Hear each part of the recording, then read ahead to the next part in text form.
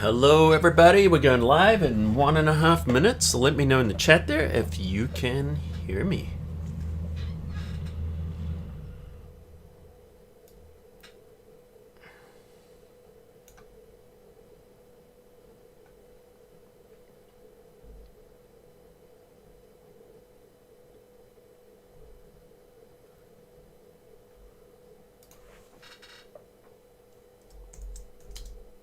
All right, thank you, Bruce. 1 minute, we go live. People are coming in right now. I see the room is starting to fill up pretty quickly. Just sent out the email. Also just sent out notifications on social media. So every time this refreshes, there's an extra 10 or 20 people in there. So if you guys want to, if you've got social media, do me a favor and just send out a tweet or whatever, Facebook, let people know we're going live. Just cut and paste that URL right there from the top, and we're going live in 24 seconds. So very, very soon.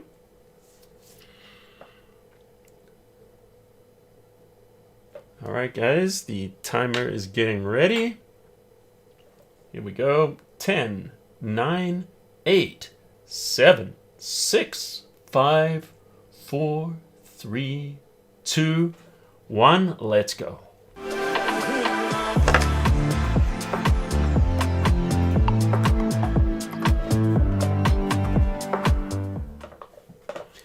And hello everybody, welcome to episode number 72 of LFL. It's good to have you all here. We're going to be doing Photoshop for photographers this week.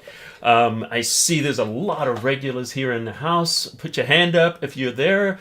If you see the chat there on your screen, just join in the chat. If you're new, say, hi, I'm new, and everyone will welcome you. We've got a great friendly group of people that come every single week. We've been doing this for 72 episodes right now, 1 p.m. every Thursday Pacific time.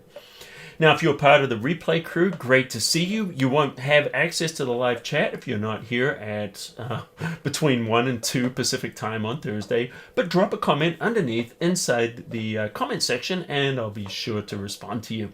And of course, I read the chat. I might not read it all while it's live because that's kind of impossible because there's a lot of comments in there, but I do read every single comment afterwards.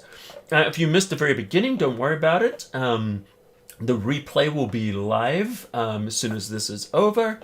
And by the way, guys, do me a favor, hit that like button, and that's the thumbs up there. That helps us with the algorithm on YouTube and lets people know that we're streaming live. And by the way, if you haven't yet subscribed, do me a favor, hit that subscribe button, turn on notifications, and also you won't miss any episodes from me.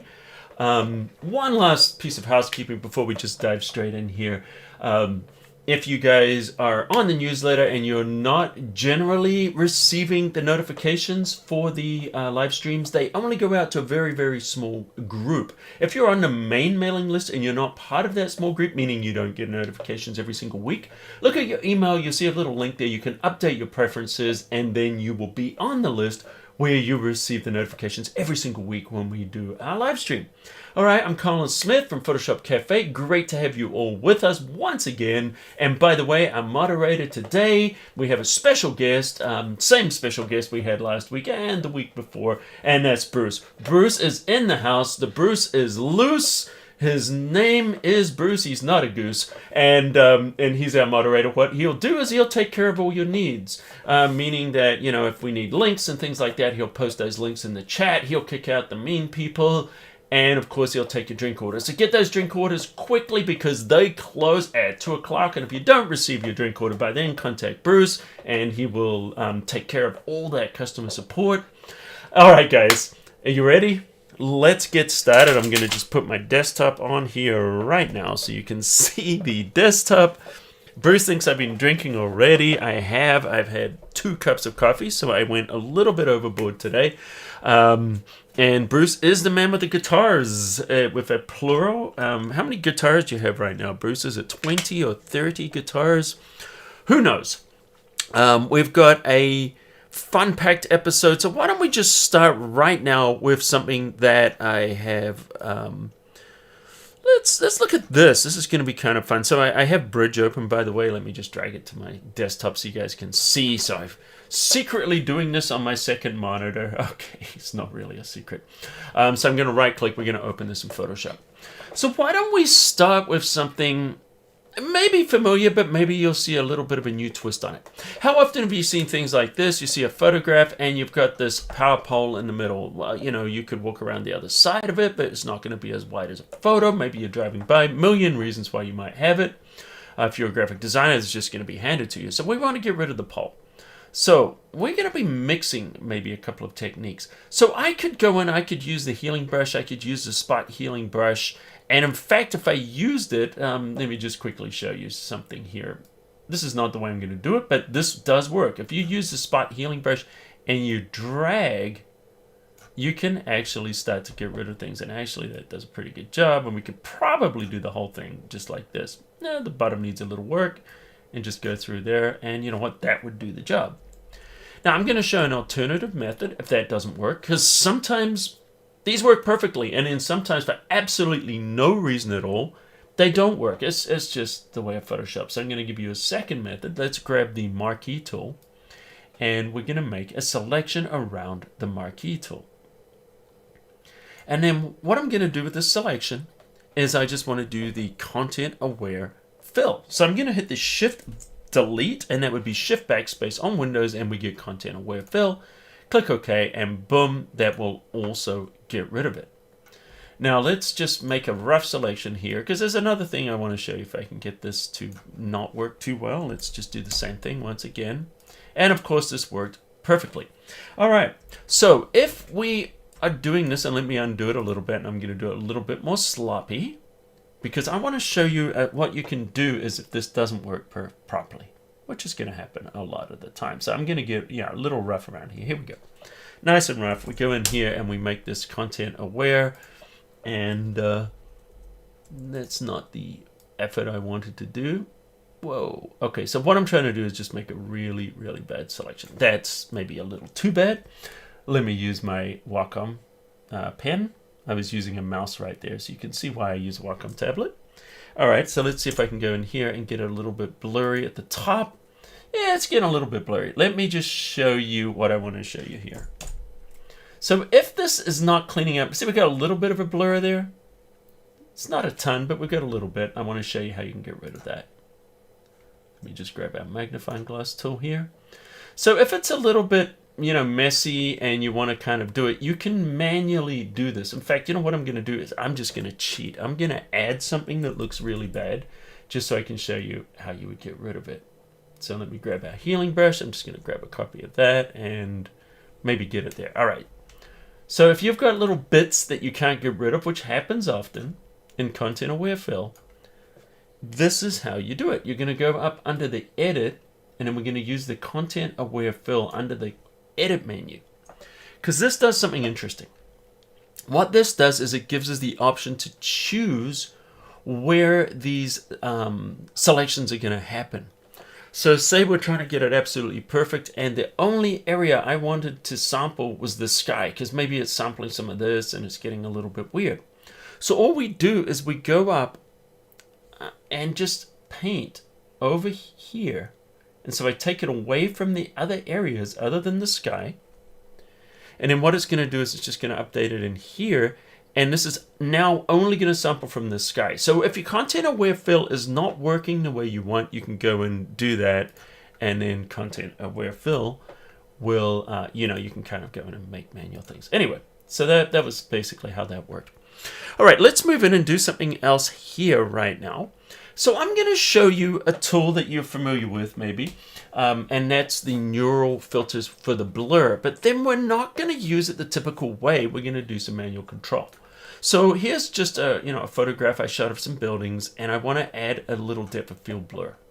So we're going to choose the filter, and we're going to choose the neural filters. So these are the smart AI filters that are inside of Photoshop. All right, so now we've got these open, and what we want to use is depth blur. So let me just take bridge over to the side there so it's not hiding everything there. And, I love about live events is that just crashed it. That was fun. So Photoshop just crashed. You guys got any questions? Drop it in there while we're starting that again. And you know what I might do? I might just jump on to the next lesson, because last week when we did that, it also crashed. So I have a feeling there's a compatibility issue here with the neural filters and the live stream software that I'm using. So, because generally it doesn't crash, like I tested it before and it was working fine. Not trying to defend Photoshop or anything like that, but literally, we don't like it when that happens. So, I am just going to skip that in case it's going to crash it again. We'll just go into something else. I've got many little things I can show you here. So we're going to open this in Photoshop 2021. Here we go. So here's a thing that happens a lot. I don't know if any of you guys shoot in the studio, but I know I like to get the lights nice and close to the subject. And sometimes because of that, then we get, you know, reflectors, modifiers, types of seamless. You know, these kind of things get in the shot quite a lot. So what I'm going to do is I'm just going to hit Control J, and what that's going to do, the Control J, there's a question. I have the same problem. For me, it crashes all the time every time I use the depth blur. Okay, so maybe it's a bug that Daniela was saying that depth blur is crashing. I just did it a couple of times right before we went live, and it didn't crash. So maybe it's just a random thing. The only way we're going to fix that is just wait for an update. You know, don't use it until the update comes out is all I can suggest. I'm sorry. Because that's what happens. Sometimes things are buggy. All right, so I've duplicated this, and I want to get rid of my reflector here. So, you know, there's all kinds of ways to do it, but I think the fastest way to do this is to go under our magic tools here. We've got all these content-aware things, and there's one called a patch tool. And the patch tool works really well for these kind of things. So what I'm doing is just making a selection around it. And once again, I should be using my Wacom pen because I'm just terrible with the mouse, as you can see there. And by default, it's going to show source and the patch is normal, or I can do content aware. So why don't we try content aware and see what that does? I'm just going to drag it, and I'm just going to go into an area that's kind of neutral and release it. Look what content aware is doing. That's not working too well. So let's try it normal. So we'll drag it down here. Much better. So just be aware that you can go between normal and content aware. If content aware doesn't work, choose normal. Great. And of course, you know, we want to do the same thing across the top. It's just essentially just the same thing. We're just going to go here. And notice I'm not trying to do all in one go. I'm just going to grab a little bit, drag it in there. Don't worry about that dark bit there. Let's drag it down here. Probably have to go a couple more times. And that's the nice thing about these tools. Just use them until they're gone. So whatever other method, you know, the clone stamp or whatever, takes a long time. So there we go. We were able to extend the background, and we were able to get rid of the reflector in there just really, really quickly and simply using the content aware patch, or actually just the patch tool. That's what the patch tool's really good for. And by the way, the reason I created a new layer is so I can preserve the original. This will not work on a blank layer. Even though a lot of these content-aware tools, for example, the healing brush, let me just show you something. If I wanted to use the healing brush, I could create a new layer, sample all layers, and, you know, I could work on a new layer, on a blank layer. The content-aware patch, or just the patch tool, does not do that, which is why I had to create the new layer. Also, it won't work on a smart object, just so you guys know. So that's why we're creating that right there. All right, so why don't we move along to the next example? Let's see if we've got any questions in there. Question. We answered that one. I confirm the new neural filters are playing up. Why don't we just give it, you know, I like to live dangerously. We'll give it one more shot. And if it crashes, you know, let's do another example before we give it another shot, just in case though. So I'm just going to open this inside of Photoshop. So here's a little thing that's just going to be kind of fun. So once again, I'm just working inside of Bridge here. You could also be working inside of Lightroom, would do the same thing. Let me reset my workspace. So all I need to do is just click, just reset column minimum. And you'll notice I work with very, very minimal panels. Layers, panels, basically just layers, channels, paths, and a properties. And the reason for that is pretty much everything else I can do with a keyboard shortcut. All right, so here's a panorama that I stitched. This is from Haleakala in Hawaii on Maui. Shot this several years ago now. Mike was with me. I don't know if Mike is in the house. If you're there, say hi. And with a friend of mine, Randy Hufford. So this happens a lot when you guys are creating panoramas. You can get this, they can bend, they can warp. So look at the image in the middle, looks pretty good, but it's kind of bending over and I want to straighten this. So what I'm going to do is I'm going to select all the layers. With the first layer selected, hit the Shift key, click on the bottom layer. That will select all the layers. And now I'm going to right click and I'm going to convert to a smart object. Now, the reason I chose a smart object is because otherwise I could have merged these together. But I like to work non-destructively as much as possible. So by using a smart object, it's going to work with the filter we're about to apply. But also if we ever want to access these independent layers again, all I need to do is just double click on the smart object and it will open up and we can see the individual layers. Now I've done other tutorials on smart objects. Check out the one, just Google using smart objects with potatoes with me, Colin Smith, and you'll find a great tutorial on YouTube and also on photoshopcafe.com, which shows you guys how to understand smart objects, and the potatoes, you'll never forget it. All right, so now we've created a smart object. I want to kind of straighten this. So what we're going to do is we are going to go under the filter menu, and let's go back to the desktop. And under the filter menu, I want to use the adaptive wide angle. So here we are in the adaptive wide angle. And thanks, guys, for the kind comments there. I'm seeing in the comments. All right, so what we want to do is we want to straighten this up. We're going to choose the panorama, and we're going to choose fisheye. So now fisheye is going to show everything right there. And what I want to do is I want to straighten this. So I'm going to drag this. You'll see a little bit of bending on here sometimes. But I want to set this as the horizon. So I'm going to drag it out. And I'm going to hold down the Shift key. Notice that this turns yellow. What this does is it's going to force it to a horizontal line. And it's going to straighten up the image. If you don't like that, which I don't, I'm going to try it a little bit further down. And notice we get a little bit more of a bend kind of going on there. And I like that better. And of course, you can always go in here and you can change these after the fact. So once again, this is completely non-destructive. And that'll change the way this is bending if you're not liking that result. All right, so I'm going to do the same thing on the other side. Let's just drag it down. I'm going to hold down the Shift key, and now that's going to straighten that up. Now, I can drag in here, and I can bend this. Well, actually, let's not do that. That would cause an issue. But notice what we're doing now is we're just straightening everything up. Great. So now I'm just going to click OK to apply. And now we've straightened up the photo. So rather than being warped over like a bridge, it's a little bit straighter. So let's grab our crop tool. I'm just going to clear the ratio because I was working on a different ratio before. And then what we're going to do is we're just going to crop it. So I'm just going to grab the bottom here. And I'm looking at this area of black. I don't need all that. There's no detail or information here. What really matters is these volcanoes. I got a little bit at the bottom here, so let's just kind of bring that in. So we've got a little bit of transparency, but we want to kind of minimize that. And let's go all the way down to the edge right there. Maybe go up just a tad. And now I'm just going to hit Enter to apply this.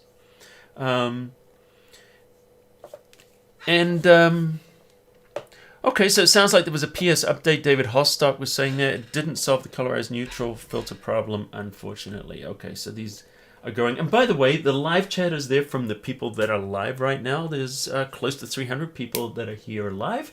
If you're watching the replay, I just want to let you guys know that drop the comments underneath and we'll follow this. And I've had comments where people think I'm pretending to be live. There's no purpose in that because it's actually a lot easier to edit it later and fix my mistakes. So no, we are live and there's 300 people here that are live right now. And Just figured I'd say that. And by the way, guys, if you're getting any value out of this, do me a favor. Hit that like button. Once again, helps us with the algorithm. All right, guys, what I'm going to do is Joe Lib says it's Mac Big Sur, which would probably make a lot of sense. I'm not a huge fan of it right now with Photoshop, but I'm on it. I probably would prefer to be on the older version. That's my opinion. All right, so we've got these gaps of transparency here. We want to fix this. So what I'm going to do is I'm going to hit Control J just to make a copy of it so I can hide the background.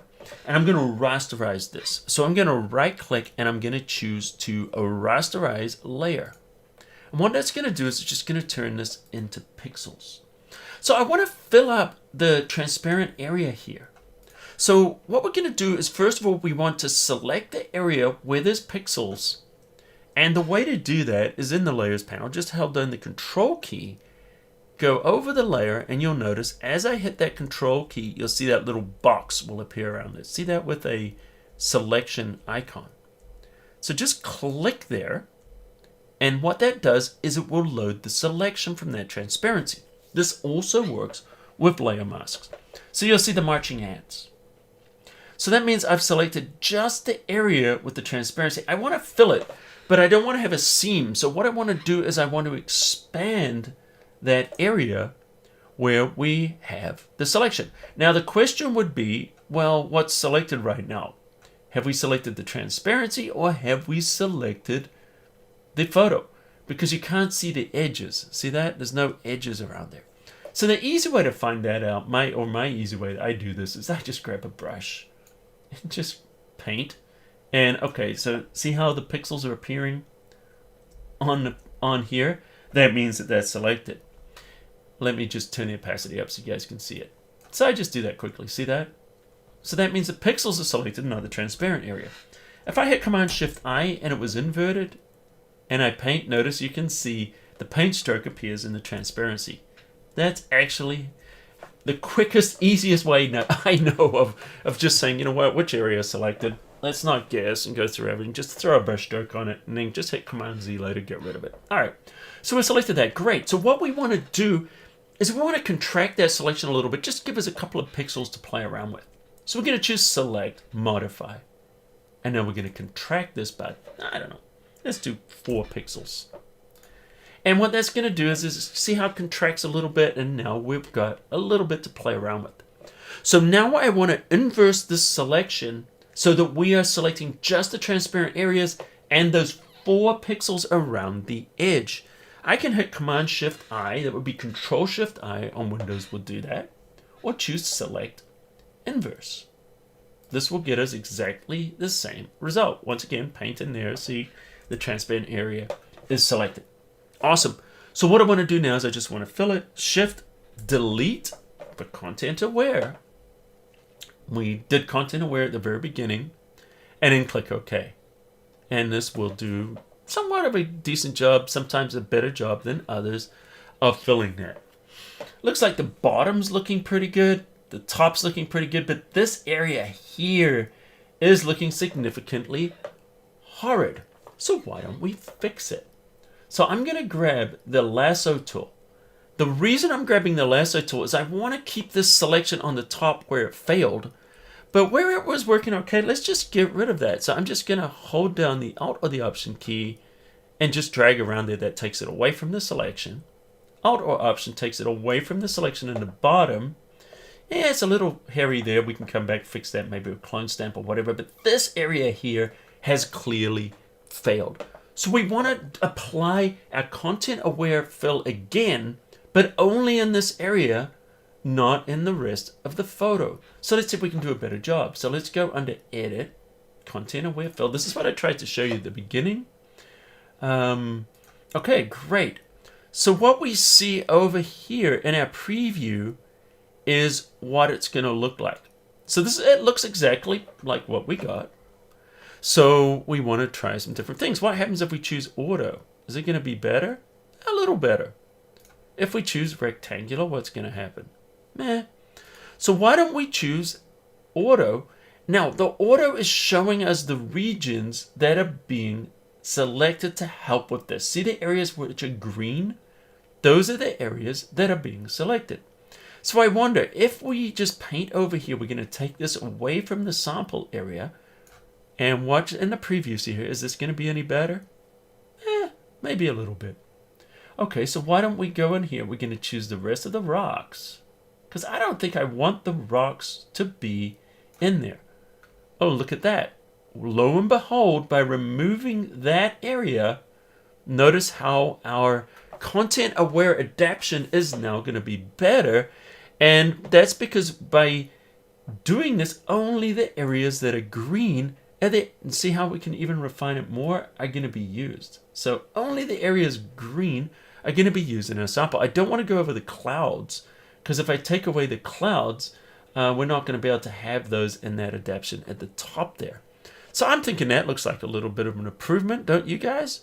So let's click OK, Control D, and we definitely have a better selection. Now, it's not perfect. Is it perfect? No. So what could we do? Well, look at this. It's on a new layer. So we could do things like apply a layer mask in here and find the areas where it wasn't good, and we could fix that. The other thing is we could just go in there. We could manually just go in and fix it a little bit. Clone stamp, or maybe we could even try a sky replacement. There's lots of different options in here for fixing it. So why don't we just go in here? We're going to grab our clone stamp. And of course, the other option would have been just to have gone in there and done a better job with the content aware of refining it maybe a little bit better than I did.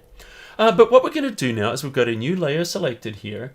And under this new layer, we're using our clone stamp tool. And I'm going to hit the Alt or the Option key, and I'm going to select a little bit of sky. Okay, let's not do it there. Let's go a little bit smaller with that. Alt or Option, and I can sample the sky, and notice that we could go in there and we could start to clean this up. There we go. This is, we're going to fix, a little too far. We can fix this area there. See how it's working nicely. General thing, that's going to work good. We just need to get rid of that little bit of a line there. It's looking a little bit weird. And we could go and fix that. We could grab a little bit of that rock, kind of make it go over the edge. You get the general idea. And we could go through with the content aware, not the content aware. We can go in here with this once again, just cloning and make it better. I could grab a little bit of this. I want to change the angle of that. So let's go under the clone source. We're going to choose Window Clone Source. And under the clone source here, I'm going to hit Alt or Option. That's going to create a selection. And notice how that rock is kind of there, and I could go over it. That looks nice. Now, if I wanted to go here and I wanted to change the angle, I could go in here and change that angle slightly. Let's change it a little bit more. Let's change it even more. Is that working? Yeah, and see what we can do now. We can start to build that up so we get that nice little hump there. And then, you would do the same thing from there, just going under, just kind of cleaning that up. And because I put this on a new layer with a layer mask, what I usually do is I just fix it, then I create the mask, and then just grab a brush, and then just use a hard edge brush, and just go in here, and I'm just dragging down. By the way, I'm holding the Command Alt key, and that would Command Option, and just dragging to change the softness or the size, and then you could just go in there and just clean up these little areas where it's gone a little soft over the edges. There we go. And you can just kind of clean it up that way. Same thing in the bottom here, you would just use the clone stamp. So anyway, guys, if you're getting any value out of this, do me a favor. Just hit that like button, that's the thumbs up. That once again, I'm doing this, I'm begging for likes, just because it helps us the algorithm on YouTube, lets people know we're going live. And by the way, if you just joined us, and you missed the beginning, don't worry. The replay will be live right after this, so you can also check it out. And also at photoshopcafe.com, if you go to free tutorials, and then you'll see live streams, you can click on there, and the replays of the live streams are there, as well as, of course, they're on YouTube. And if you're on Photoshop Cafe, you'll see a little form there under each of those live streams where you can sign up, get notifications when we go live. Also, I just found out this week a lot of people don't realize I do a short tutorial, just a few minutes, try to keep it under 4 or 5 minutes, usually, somewhere between 3 or 4 minutes each week. People are enjoying the short form, but I'm also doing the written steps. So those written steps are on photoshopcafe.com for most of those weekly tutorials, just so you guys know. All right, continuing right along now, why don't we move in and do something else? Thank you, PhotoMaker. And Russ B is saying the short tutorials this of the week are fantastic. Thank you, Russ. Photomaker says Photomaker loves this image. It looks otherworldly. It does. It's all these volcanoes. I should keep it up there, finish it off, and then post it. I'll post it in our Facebook group, and also I'll post it on the website. How's that sound? So yeah, I'll post the final result. Okay, let's go in here and see if we've got something else that we can work on. Let's have a look. You know what's going to be fun is there's a lot of different things I want to work on here. And why don't we do this one?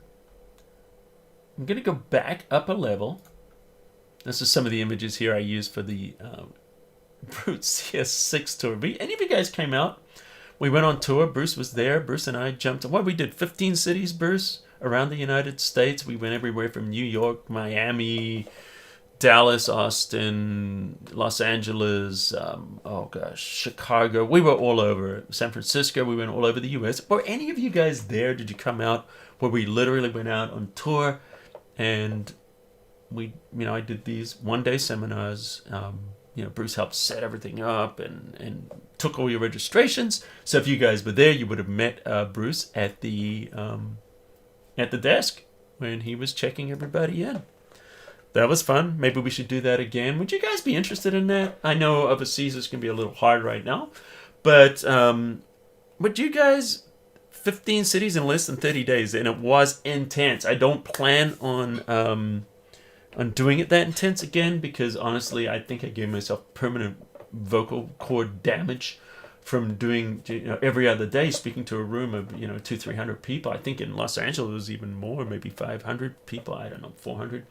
But doing that, actually, I think we averaged about 400 people. Not that it matters, who cares? But just the reason I say that because sometimes the microphones were good, sometimes they weren't. When convention centers, hotels, and projecting your voice that much for 6 hours, 5 hours, 6 hours a day. Every other day. I won't do it like that again. But anyway, guys, if you're interested in maybe, would you attend another live event if we did that ever again? Let us know. Bruce says, yep, 400 is about right. He was the one counting, taking the registrations and counting those. I was not counting. I was just, anyway. Moving on. Let's look at this tutorial here. Let's go to the desktop. And this is a kind of an interesting thing, lab mode. How many of you people are familiar with a lab mode? That's LAB. So normally when we look at a photograph, let's look at the channels here. Let me just give you just a quick, I won't spend a ton of time explaining this in depth. No, not for this week's tutorials. These are kind of different, maybe a little more fast paced. But generally speaking, RGB mode is how you see a photo. You see red, you see green, and you see blue. Now these are the colors that are the channels. So when we take RGB, we mix them together, they make up all the colors you see. Now the interesting thing about that is the human eye has red, green, and blue receptors in the eyes. So this is the reason we use RGB, because if you think about, the primaries you're being taught, yellow, blue, and red, I believe, you were taught, in school as a kid. Those are the primary colors you were taught, but the real primary colors are actually RGB, red, green, and blue. But those are more difficult to show. So if we show, the green and the blue together, if I turn these both on, you can see, oh, okay, there is color in there. If I choose the red and green together, we get yellow. If we choose red and blue together, we get magenta. Red and green, yellow, once again, but then if we do say, so this is how we get cyan, magenta, yellow, red, green, and blue. Those are primaries, additive, subtractive. We won't get into all of that right now. But When you're inside of Photoshop, they only show black and white. Why do these show as black and white unless I turn on 2 channels? The question may be, why are these in black and white? Let me make these bigger so you guys can see them. I'm just going to teach you something really quick here, if you don't mind.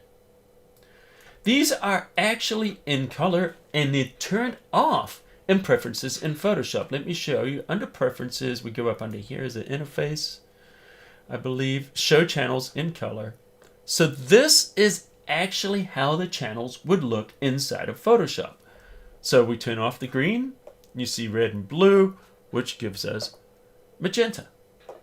So this is how Photoshop actually displays these channels. And if we create a copy, the alpha channels are going to be in black and white. Now, the reason that they are displayed like this is it's really, really hard to see. If I click in here, okay, where's the red? Where is a lot of red? Where is less red? It's hard to tell. Where's the green? You want to make selections. You want to do things. You want to work with those channels. It's very, very hard to see where there's a lot of green and where there's a little bit of green in that channel. So if we go under the preferences and we use the interface, which is turned on by default, show channels in color, turn it off. That's how Photoshop does it. Now it's very, very easy to see. The lighter areas are the areas where there's more green. The darker areas are the areas where there's less green. And that makes it easy for us to work inside of those masks and channels and different things like that. That's why it's like that. So anyway, how many of you guys knew that? Let me know in the chat there. And also let me know in the comments if you guys knew this or not. All right, so another way to do this, though, is rather than looking at these as red, green, and blue, we can look at this and separate the color from the luminance. The luminance is the grayscale value. If I was to convert this to grayscale, let me just show you quickly. Command Shift U. That's luminance. Luminance, luminosity. These are the terms you've heard. So we want to separate that from the color. Right now, I just deleted the color. Let's undo that. And now I want to separate the color so we can work on the luminance separately than the color. There's a lot of reasons you want to do that. One, you want to work on the color, but you don't want to make it darker or lighter. Or the other one, maybe you want to sharpen the photograph or even blur the photograph, but you don't want the colors to shift, to be sharpened or blurred, because that can affect the fine areas of color, and it can also cause color fringing. So you want to have that separate control. So maybe this is a little bit more advanced. Long story short, let's just dive in it and let's do it right now. So what we do is we go up under the image, we go under mode. In mode, this is where we choose the 8-bit, 16-bit, 32-bit. 32-bit is for HDR. And then we've got other color modes, CMYK for print. If you're going to commercial printing press, if you're printing into a desktop printer, do not use CMYK. Multi-channels, we're working in spot color, different things like that. All right. Now that we've gone to that lab color, this is what we're doing. Lab color separates us into 3 channels, lightness, A, and B. So the lightness is the luminosity. This is where our information is here. It's almost like a frequency separation in a way for working with your photographs. So frequency separation is, separates the color from the detail.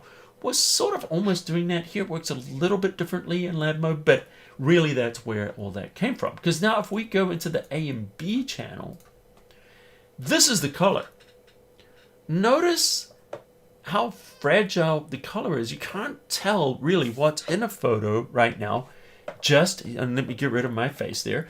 So we can see we're working with the lightness or the color. The A and B channels are showing the color. That's all the color in the photo. Let me go here and we see the lightness.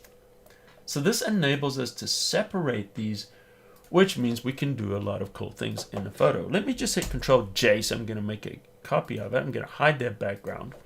And let's just work on this layer so we can see the before and after. Okay, so if I go under the lightness, I'm just going to select that lightness channel, but I'm going to turn on the eye icon. So now we can see the entire image, but we're only working in lightness. So I'm going to hit Control M for curves. Now, of course, you could also Control L for levels. That would be Command on Mac, Control on Windows. And I want to add maybe a little bit of punch here. So I'm going to bring down the midtones. But notice as I change this, I can go crazy, but notice the colors are not changing. Normally when you go here, and you start going, just crazy on the curves, the colors start to get really weird and posterized, but notice they're not. Obviously we're not going to do that. So now we're just going to darken it, give it a little bit of body there, and I'm just going to anchor the mid-tone and maybe just bring down the highlights a little bit. So you can see, or maybe just go in there and bring down the highlights a little bit. There we go. Let me take that away and see how it looks just working in the curve. Let's look at this before and after. Turn off the preview. Yeah, this is giving us a little bit more density. I kind of like that. Maybe it's gone a little bit too far, so let's go over here a little bit and maybe just touch. So I'm just going to, here's a way to make a very, very sensitive adjustment on a curve. I just want to move this up, but I don't want to move it too much. I just want to tweak the midtone. So I tapped on there or clicked on there to add a point. Now I can use the arrow key on the keyboard. I use the up arrow key or the down arrow key, and notice now I can move this just tiny increments. And by doing that, notice what it's doing is now we've brightened up those midtones. We haven't posterized this image. So we've added 3 different curves. And how often can you work in curves and add 3 different points where it doesn't mess up the image? All right, so if we look at this, here's our before and our after. I think we've done a nice job there of working on our lightness or our luminance without messing up the colors. But let's go further. Let's work on the colors now. So right now, I'm just going to select with all of these on. Notice I just clicked on the A. So right now we're working on the A channel. So I'm going to hit the Control M for curves once again. And this is going to bring up curves. I want to boost the color, but I want to boost it equally. Notice right now we're working in quadrants. If I want to make the grid more of the grid, I'm going to click here. And then, because right now maybe I don't want to go all the way to there. Maybe I just want to go a little bit. Or you want to go all the way there. It's up to you. So you can change that grid size. Right now we're working with color. The other option is pigment, which will flip it around. But let's just keep working here. So let's just go for simplicity's sake. I'm going to drag this up to that 1/4 level. Notice what I'm doing is I'm boosting the magenta.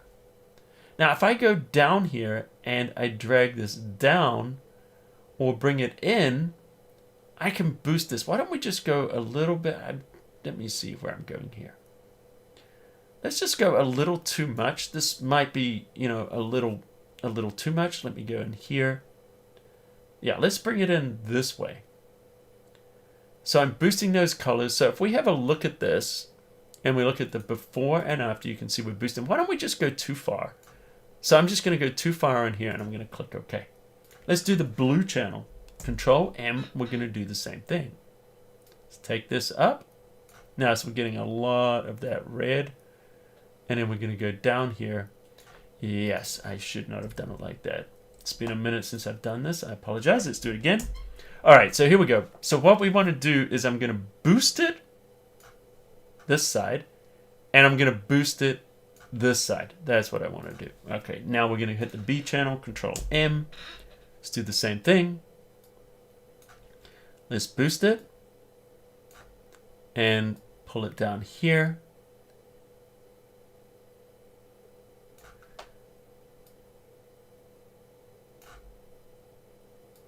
Yeah, I apologize. Let me do that a third time, guys. I'm sorry. It's been a minute since I've done this. So I'm trying to boost both of these colors. Okay, so if I go this way, that's going to boost it. If I go this way, that's going to boost it. Okay, so I'm just going too far. Let me bring that down a little bit. Okay, so we're giving that a boost. Let me go here. There we go. We're going to boost it there. Let's go to the other side now. Control M for curves. And now we're going to boost the other colors. And we're going to try and balance this out.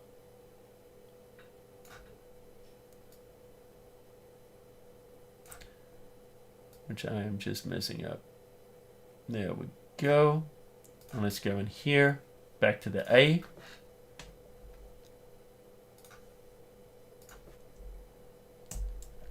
And I'm watching the color. And notice what we're doing is these colors are changing a lot. There we go. And then we can go in here. But notice as I'm changing these colors and doing different things in the colors here, it's not changing the luminance. So it's not smudging the photo. Oh, let's not do it on the lightness channel, Colin. All right, so here we go. Back in the color channel, back in the A channel. There we go. There we go. So let's bring it across, and now notice we're neutralizing it. So this is boosting our color saturation. I thought it was looking a little weird, because notice here I can change the color, not boosting or changing the luminance. That's what I wanted to do. So we can just go in here and just dial in. So all I'm doing is I'm just moving this and just trying to find the amount of color I want. All right, so there we go. So let's look at this before and after. So if we look at this before, notice now we're just bringing out a lot more depth into those colors. It's subtle. But if you look at the trees and these rocks here, you'll see these are just kind of flat. And notice here we're bringing out a lot of detail and a lot of color. This is one of the nice things about working in lab mode. It works really nice for subtle things like rocks, stone, and different things like that. See that? So it's bringing out those subtle colors that would have otherwise just been lost. All right, guys. So I hope you're finding this. I'm glad to see not the only one that fiddles with it on the wrong layer. Yes, I was trying to get the color right and I was on the lightness layer, so I apologize, guys. And then, of course, when you're done, you just want to go image mode, just take it back to RGB mode. And here we are in RGB mode now, and you can output it however you want, before, after. It looks subtle, right? But if you look at the color, the richness of the color, look at the rock here, look at the plant, look at the canyon behind there. There's a lot going on there. But it just creates a very, very natural result, which doesn't look over-processed, and it can just bring out that texture and that detail in a lot of ways that you wouldn't normally be able to do that just using curves or levels. So, all right, guys. We've looked at that. I just want to do something just very, very quickly. We're just going to take a quick detour. We're going to look at some of the images that you guys have posted this week on the photoshopCAFE group on Facebook. Bruce, do you have the link there for those? If you could please drop that into the chat. That's our Facebook group. It's Photoshop Cafe Challenges, Art and Challenges, or something like that. The name of our group. It's a private group. Go in there, hit a request. I'll let you guys join. I will accept your request. But let's have a look at some of the art that's been posted this week from you guys. And let's see what you guys have done this week. So first one is Dana Carr. Are you in the house, Dana? And Bruce has got the link there to the group. This is kind of cool. I like this. Is that a neural or it seems like a neural filter or something like that? I like the texture on there. It's kind of cool. All right. Next one here is Olga's Sivim. I like what you've done here. This is cool. You've got a yak. You've got a druid in a background. I see what's going on here. I like what you've done. However, I wouldn't have maybe blurred the background quite as much. I see what you were going for. They're trying to add a depth of field. I like the story here, but just be a little bit careful there. Because also another issue, we've got an overlap here with the yak, which means it's in front of our druid, but the feet are higher. So if you're overlapping something, make sure those feet are lower than the other object, and then you're going to get a much better result. I don't know if you wanted a critique in there or not, but there we go. You've got it. Next one here is Dave Netto, Slot Canyon Fantasy. I like this. I think you used a liquify filter to put these faces into Slot Canyon. That's fun. Nicely done. I like this one here from Anita Hampton. I think Anita might be new in the group, or if you are here, say hello, of course, if I'm giving you guys any showing you work. I love what you've done here. Really cool. She's Winter from my Natural Woman series. Beautiful, beautiful job. Looks fantastic. And this one here from Ogas, I love this. We've got a tree, an enchanted tree. You know, when you pop these in there, you know, sometimes I come up with a name for these. And the names, you know, don't have, you know, I don't know. You don't have to. But sometimes it's kind of fun. You know, when you name it, then it just makes it feel more, I don't know, more legit. John Brown, one of my favorite shots of an amazing kingfisher. This is an incredible shot. It's beautiful. Now, I don't know if that's a reflection of that just about to hit the water or whether that was done in Photoshop. My guess is it was done in Photoshop. If I'm wrong, I'd love to know. But I love the kingfisher. It's great. Nicely done. Beautiful shot of that beautiful bird. Thank you, John. Then we're going to something a little bit different here. Drumroll Studios is creating this can. It's like a product shot with some smoke and different things like this. I believe this is a fictitious kind of a drink. Might be, might not be, but nicely done. Good job. Looks good. Then a regular on our group is Gail Edwards. And just this particular one just stood out. I really love the quality of the image that you have here. The quality of the color and the tonality. But also, you know, there's a little bit of a blur kind of going on here. It's a beautiful quality. And she uses Poser a lot and actually does 3D people. And then she... does, you know, Photoshop work, Photoshop retouching of these to make them kind of interesting composites. Beautifully done. So this was done, was the can done in 3D? I'm not sure, but I actually did a tutorial on one of the LFLs a while ago on how to create a can label, so you can easily do it inside of Photoshop 3D. So nice job, Gail. If you're in the house, say hello. Beautifully done. It almost has a cinematic feel to it. I think the way the leather and everything is just, it's very cool. All right, so then we have Anita again with this. This is kind of fun. I like this, all these things going into the brain. I wish I could unzip my brain and put things in there. If I could, I would. All right, so we've done that. So why don't we jump in and do another tutorial? So I've got another one coming up. Let me go. Did I just close out Bridge? Let's go back to Bridge. And I'm going to jump in here and do another one. So what have we got? Let me just pull this over to the side here. So I can pull up our images that we're working on. Lesson files, I believe. There we go. I'm just fixing Bridge right now so we can find them. And, you know, here's some other pictures that we were working with. So we got a couple of other things we could do in here. You know, one of the things, let's go down a little bit more. Content aware, I believe I've already showed you guys that.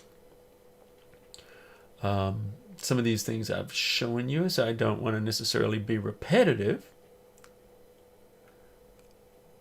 So just, oh, you know what I do want to show you is this. Edit in Photoshop.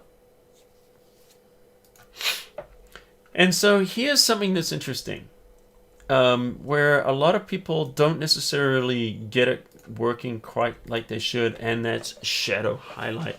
So this is myself in Death Valley a couple of years ago.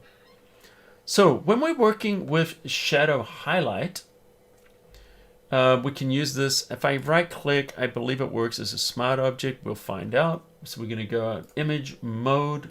We're going to go into the image adjustments, and we're going to use the shadow highlight. So by making a smart object first, this enables us to use this non-destructively. So I'm just going to pull all this down a little bit so we can just kind of go to how you would get it when you first open it. So we can't use it as an adjustment layer because it doesn't exist, but if we convert it to a smart object first by right-clicking, choosing smart object, then these other adjustments are going to work as a smart filter because it's going to enable us to do those adjustments. So this is what you'll see when you first open it. So we can go into shadows and we can open up those shadows. Then we can go up under highlights and we can recover the highlights. That's what these two things do. But you're not going to get a very good result unless you choose show more options. So I'm going to take the highlights down first so we can just focus on the shadow. Notice as I'm changing the amount, it just looks kind of flat, right? And that's because we're opening up those shadows. So what you want to do is under the color, you want to kind of give it that little bit of a boost there. So this is adding saturation in there. Now sometimes, when you open up those shadows, because the sensor didn't get as much light in there, it didn't get as much color, so we want to push that in. Now it's looking kind of weird and noisy, so let's play around a little bit. We want to choose the tones. If we go all the way to the left, it's only getting the darkest tones. If we move it to the right, it starts to move into the mid-tones. So let's find a good area where we like the tones. I kind of like it there. So I'm actually affecting the mid-tones as well, and then the radius gives us a type of tone mapping. Notice as I change that, notice my shirt, see all that noise? As I'm tone mapping it differently, I can reduce it and also reduce the halo. See that halo around me? That's not good. That's not good. So just move it around until you get the right amount of radius, and that reduces. It's kind of like a tone mapping that you would get in HDR. Now we're going to do the same thing with the highlights. Let's recover those a little bit. Notice that area, that halo. Let's play around with the radius. So we can reduce that, get a smoother result. Bring that tone in. There we go, it's looking good. All right, so now here's the thing that people don't do. Let's just fix that mid-tone here.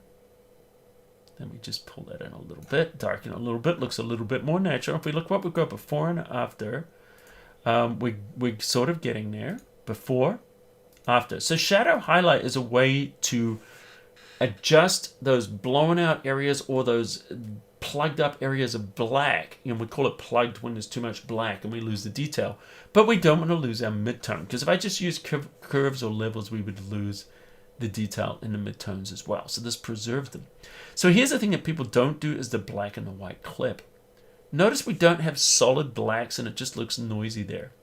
If I choose the black clip and I increase this, notice now we can choose the areas we want to force to black. And notice that gets rid of that milky. This is the big tip really here, guys, is the white and black clip. Let's turn the white clip on. People don't use this clip. And as you can see there, the difference, let me go back to 0. Look at that, noisy and just looks like it was a cutout from a newspaper or something. It doesn't look good. But then you start to add that clip, forces those areas to black, and that gives us a much better result using that.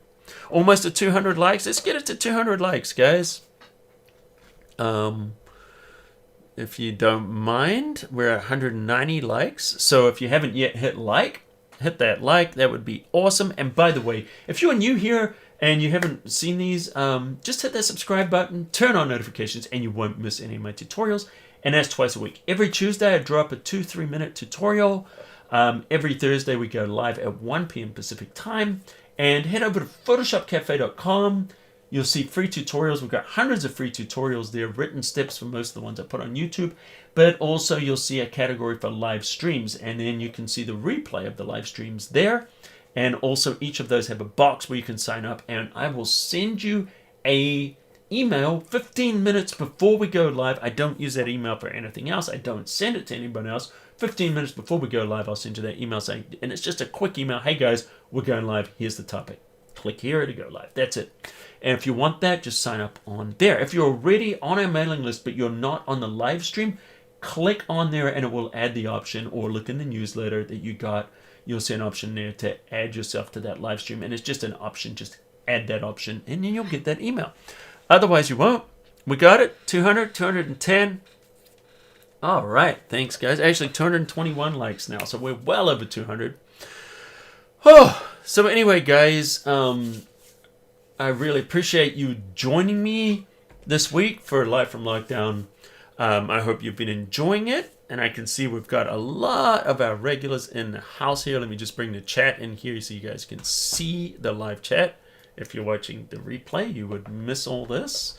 But just, put the chat in underneath and I'll respond to you there. But if you're live, here we go. Here's everybody in the house. I see Wenda, Susan, Rod, Shelley, Tracy.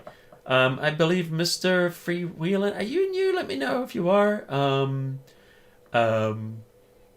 So good to see you. I could zoom in on the topic. Yeah, let me do that. Let me just zoom in here. So there's the shirt. Unfortunately, I didn't have the resolution to go in here, but we do the shadow highlight. There's the difference. Let me double click on here. Brings up the options, and let me show you the black clip. We just go to 0. That's without that option, and then 0.6. That's the option. So you can see maybe even go further with that, and you can see how we can clean that up by increasing that black clip. So sorry for that, Mr. Freewheeling, you didn't see that. But no, you did. All right. So Misty, good to see you. David Halsock, Zach Multimedia, Orcapest, Raj Shelley, Dojo, Russ, Chris Bacon, all regulars. Janie, good to see you. Only, good to see you. Russ, good to see you again, weekly, every week. Hannah, same with Hannah. Alistair, Klaus. A lot of people here. Susan, a lot of people here that are always here. Stuart Snape, good to see you. First time you've joined. I'm glad you could join us for the first time. We're only seeing your face. Let me go back to the desktop. Okay, there's our desktop there, so you're not seeing my face. Thank you, Tracy. Tracy never misses an episode. Let me know I wasn't sharing my screen. So here we go. Here's all of you guys. I'm sharing screen now. Laura Tech, Janie, Photo, Bruce Korb. Good to see all you guys. And as you can see, let me go back. Tony Mule there. All our regulars. So anyway, guys, hope to join us again next week. Live from lockdown, 1 p.m. Pacific time. And maybe we'll be doing our Burst Effects optics next week. I'm trying to coordinate with them to get the the discount codes and stuff like that. So we'll be doing that pretty soon. And thanks for joining us. And until next time, I'll see you at the cafe.